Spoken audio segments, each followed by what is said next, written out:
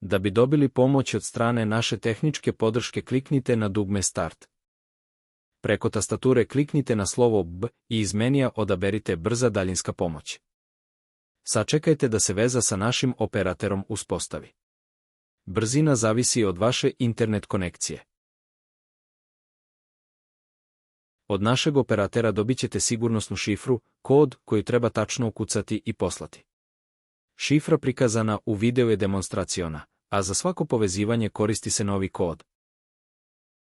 Kliknite na dugme Proslijedi i sačekajte sljedeći korak.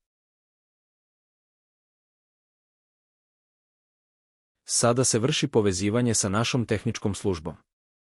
Pred samo povezivanje, dobijate upozorenje da će se uskoro izvršiti deljenje vašeg ekrana sa udaljenim računarom. Potrebno je da štiklirate opciju da ste razumeli sve bezbedonosne rizike i kliknete na dugme Dozvoli. U ovom trenutku vaš ekran vidi naš operater koji će vam poslati zahtev za preuzimanjem kontrole nad mišem i tastaturom. Potrebno je da kliknete na dugme Dozvoli u vrhu ekrana kako bi operater mogao da preuzme komande i pruži pomoć.